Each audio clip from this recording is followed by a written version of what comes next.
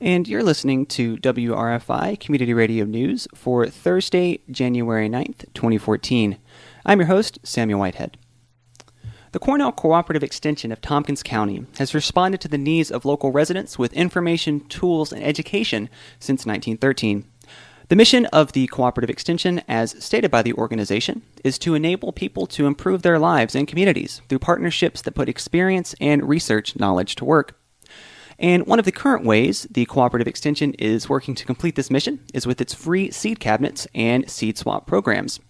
And here to talk about these programs with me this evening is Chrys Gardner, the Community Horticulture Educator for the CCE. Chrys, thank you so much for joining me this evening on WRFI Community Radio News.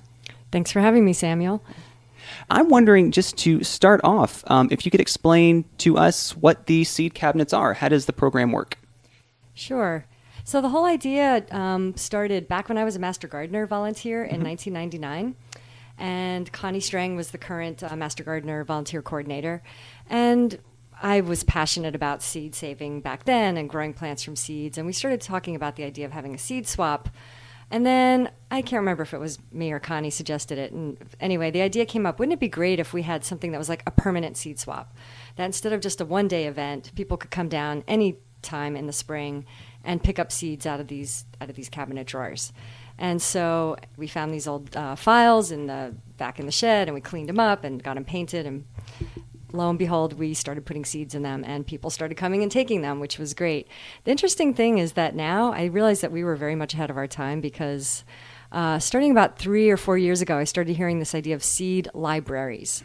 So initially, we were just getting free seeds from the seed companies. They always have overstocks or things they don't sell, and they would send boxes of seeds. But the idea of a seed library is kind of another step, where you're asking people to take the seeds, but then to save seeds from their own garden and bring some back. So I suppose our cabinet is now a combination of those two.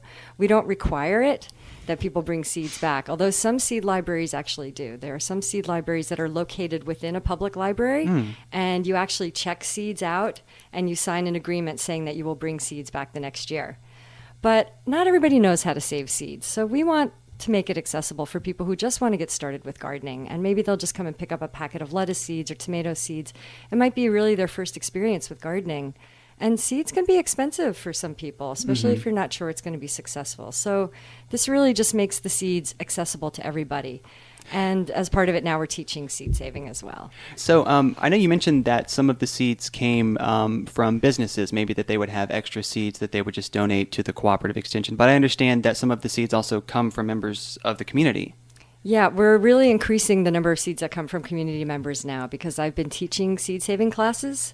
I ran a whole series last year. There were 4 different classes. And really, we're teaching people the basics.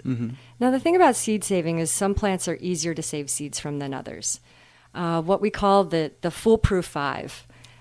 Lettuce, tomatoes, peas, beans, and peppers. Those are all plants that produce seeds within the first year of growing. And they are self-pollinating, so you don't have to worry about them crossing with other. But some people have asked me, well, can I save seeds from my carrot plants? Well, you can, but it's a lot more complicated. And the reason is carrots don't produce seeds until their second year. So in our climate, carrots don't last in the ground over the winter. Most carrot seed production takes place in Oregon and Washington State now, because they can leave the carrots in the ground for the winter. And the carrot, most people have never seen a carrot when it goes to flower. It produces a giant seed stalk about 4 to 5 feet tall with a big flower at the top of it, and then that's what makes the seeds. So that's advanced seed saving. So we tell people to start with the easiest ones. So there's been a big response then. You found a lot of members of the community coming to you not only for these seeds, but to bring their seeds as well. Yeah, it's growing now. We had about 75 people total took the seed saving classes last year, and it may take a couple of years till people really get to that point where they are generating enough seeds, not just for themselves to bring back. I think we've had 5 or 6 people, other than myself and some local farmers, say maybe 5 or 6 new people who are new to seed saving, bringing the seeds in. But, we'll run the classes again this year, and I also do a seed saving demonstration garden where I work. And in the seed exchange cabinet, we have this, one of the rows of drawers is set aside for plants that are easy to save seeds from. And within those drawers, we have directions on saving seeds as well. So people can pick up their packet of lettuce seeds or tomato and take home directions on how to save seed. Great, because I can imagine someone like myself, if I was presented with a seed cabinet, I would say, oh, great, here's some seeds. What do I do now? But it sounds like there's the educational aspect to it as well. Absolutely. Yes. Yeah. People, just the seeds aren't enough. People need to learn to know what to do with them, how to plant them, how to sow them, how to take care of the plants. We run all kinds of classes at Cooperative Extension on gardening. People can come and take. So I'm wondering now if you could maybe just comment about the kind of impact that this kind of program has had in the community. I know you mentioned just briefly earlier that seeds were expensive, but have you seen any other impacts just with the people who have come and participated in this program? I think for us, well, sometimes it's people's first experience with walking into the door at Cooperative Extension, that they don't really know what we're all about, and then they come in and they see the free seed cabinet, and then they start picking up other literature and information. So that's great because we are such a great resource for the community. I think there are some people who come in are just brand new to gardening, and maybe they haven't even been willing to take a risk of even spending $10 on seeds, but they figure, okay, they can get some seed packets for free. And that's going to get them going. And, times are tough now, and we really do see a big resurgence in growing food. And I should mention that we have flower seeds as well. We have 2 cabinets, one for vegetables and one for flowers. And flower seeds are actually much easier to save seeds from. But yeah, so I think this is just helping people who are struggling, who want to grow more vegetables. We are just trying to make it accessible. And these are seeds that the seed companies would just be throwing away.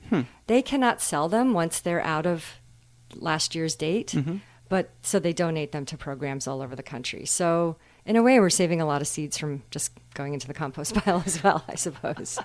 So I understand that along with the free seed cabinets, there's also going to be a seed swap in early February. I'm wondering if you could tell us a little bit about what that event's going to be like. Sure. Seed swaps are a really popular way to network with other gardeners and learn about seeds. You don't have to bring seeds down. You can just come and take seeds.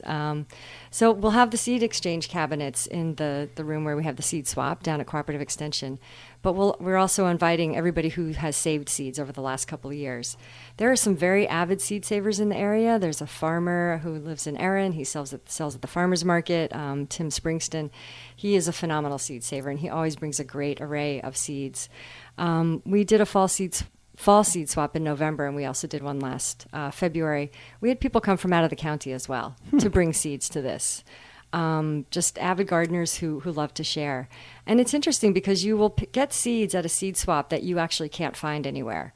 One of the things that's happened in the seed industry is there's been a lot of consolidation of the seed industry. And I know this has been a big problem for farmers where they rely on a certain variety and all of a sudden it disappears because that company has decided it's not profitable, they don't sell enough of it.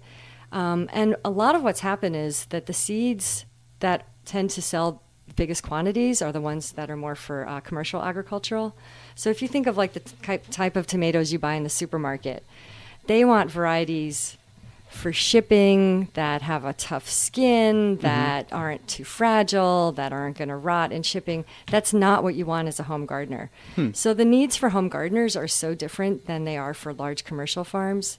And unfortunately, a lot of those really tasty, more fragile varieties are just kind of disappearing out of some of the seed catalogs. So you would say then that this seed swap and other efforts around the country are kind of preserving the variety that's maybe being pushed out by big seed companies. Absolutely. Yep. Heirloom varieties. One of the women who brings seeds down, Marty Hiller, she's really into different kinds of dried beans.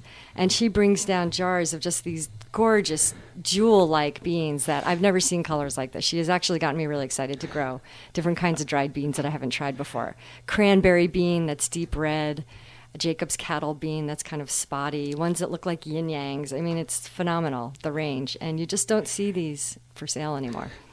When is the seed swap? The seed swap is Sunday, February 2nd. I like to have it on a Sunday because in England they have a tradition where they always have their seed swaps on a Sunday, and they call it Seedy Sunday. And last year I called it Seedy Sunday, and actually didn't call it that this year because some people said, well, seedy really doesn't have a good connotation in this country. And if you think about it, where that comes from is if your field goes to seed, it does look a little bit. When I let my lettuce plants go to seed, they look a little raggedy, and that's where the term first came from. When things are looking a bit seedy. Interesting. And how long is the seed exchange happening? Is that something that's happening throughout the winter? Is there kind of an end date for that?